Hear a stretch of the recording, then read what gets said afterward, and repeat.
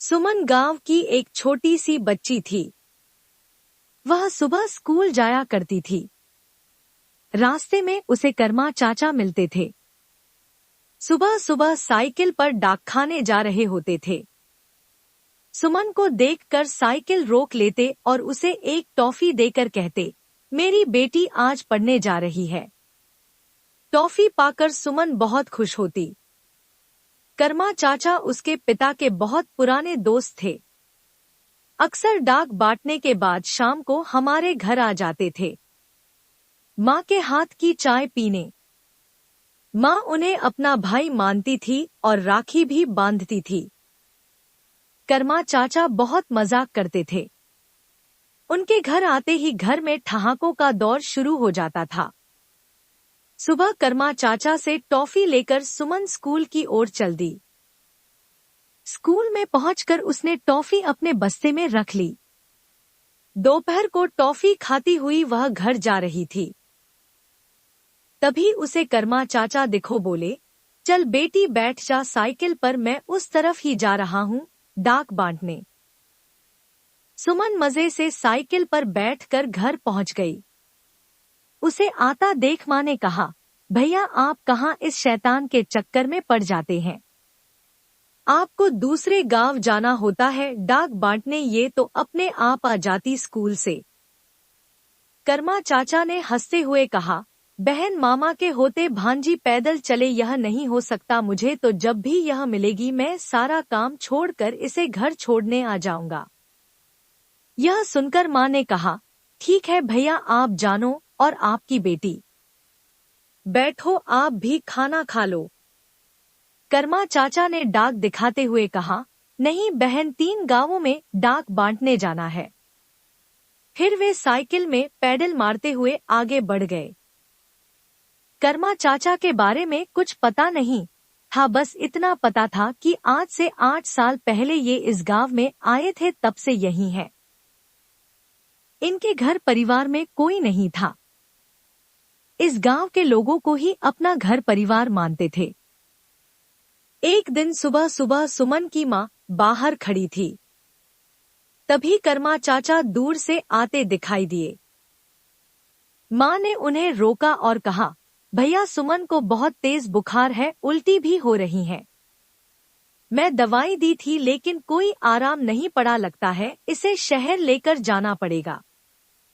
कर्मा चाचा फटाफट साइकिल से उतरकर घर में आए, अपना थैला एक और पटका और सुमन को उठाकर चल दिए। माँ की गोद में सुमन को देकर कहा, जल्दी से साइकिल के पीछे बैठ जाओ। माँ ने कहा, भैया आपकी ड्यूटी। लेकिन उन्होंने माँ को डांट कर चुप करा दिया। माँ साइकिल के पीछे सुमन को गोद में लेकर बैठ गई। कर्मा चाचा जल्दी से पैडल मारकर शहर की ओर चल दिए। 12 किलोमीटर गर्मी में साइकिल चलाकर शहर पहुंचे। वहां डॉक्टर ने सुमन का चेकअप किया और उसे भर्ती कर लिया। 3 दिन तक सुमन का इलाज चलता रहा, लेकिन कर्मा चाचा 1 मिनट के लिए भी उसे छोड़कर नहीं गए। माँ, पिताजी और कर्मा चाचा तीनों सुमन के पास बैठे रहे। तीसरे दिन सुमन की कुछ तबीयत कुछ संभली तो वह घर जाने की जिद करने लगी। माँ पिताजी गाड़ी करके उसे घर ले आए। कर्मा चाचा पीछे पीछे साइकिल पर आ गए। जब 3 दिन बाद कर्मा चाचा डाकखाने पहुंचे तो उनके बड़े बाबू ने उन्हें खूब डांटा। बहुत सारी डाक और मनीडर पड़े हुए थे। 10-10 घंटे साइकिल चलाकर उन्होंने कई दिनों तक ये डाक बांटी। इतनी मेहनत करके भी दिन में एक बार सुमन से मिलने जरूर आते थे। सुमन का पूरा परिवार उनका बहुत एहसान मानता था। कर्मा चाचा पूरे गांव में हर किसी को अपना परिवार मानते थे। हर काम में ऐसे लग जाते जैसे ये उन्हीं का परिवार है। धीरे धीरे सुमन बड़ी हो गई। उसके पिता उसके लिए लड़का देखने लगे। एक दिन सुमन का रिश्ता पक्का हो गया। उस दिन वह कर्मा चाचा से लिपटकर बहुत रोई थी। कर्मा चाचा ने हंसते हुए कहा, पगली मैं रोज तेरे घर चिट्ठी देने आया करूंगा, यहीं पास ही में तो है तेरा गांव। यह सुनकर सुमन हंस पड़ी। सुमन की शादी के लिए कर्मा चाचा ने डाकखाने से पूरे सप्ताह की छुट्टी ली थी। वैसे इसके लिए उन्हें लगभग 1 महीने तक ज्यादा मेहनत करनी पड़ेगी और पैसे भी कटेंगे। पूरी शादी पिताजी और गांव वालों के साथ कंधे कंधा मिलाकर कर्मा चाचा ने काम करवाया। माँ का कोई भाई नहीं था, तो भात की रस्म भी कर्मा चाचा ने निभाई। सबके लिए उपहार लाए, साथ में सबको भेंट भी दी। पिताजी ने मना भी किया तो उन्हें डांटने लगे। सुबह सुमन की विदाई होने वाली थी। वह अपनी माँ से, पिता से, बाकी सहेलियों और रिश्तेदारों से मिलकर रो रही थी। लेकिन कर्मा चाचा कहीं नजर नहीं आए। वो उन्हें याद करती रही। 1-2 आदमियों को उन्हें ढूंढने भेजा भी, लेकिन वे कहीं नहीं मिले। सुमन के मामा शायद उसको विदा होते नहीं देख सकते थे, इसलिए कहीं छिप गए थे। कुछ दिन बाद जब सुमन घर आई तब कर्मा चाचा मिलने आए, लेकिन वो गुस्सा होकर बैठ गई। बहुत कोशिश करने पर बड़ी मुश्किल से मानी थी। कुछ दिन बाद सुमन अपने ससुराल में व्यस्त हो गई। इसी तरह कई साल बीत गए। इसी बीच सुमन के पिता का देहांत हो गया।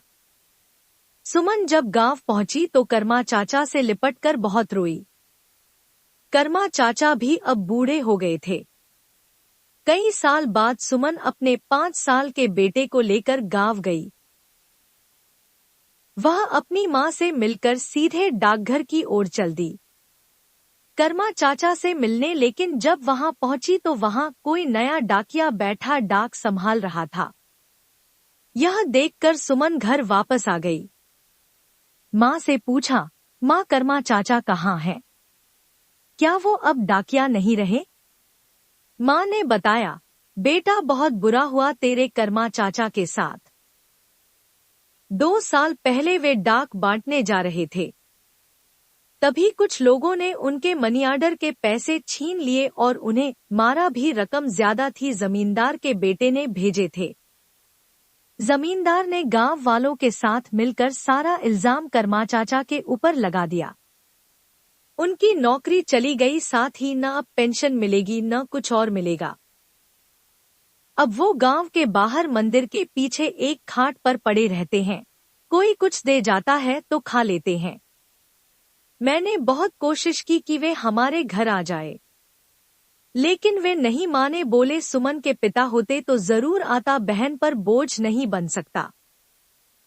सुमन भागती हुई कर्मा चाचा के पास गई। उसने देखा एक टूटी हुई खाट पर डाकिये की फटी पुरानी वर्दी पहले कर्मा चाचा लेटे हैं।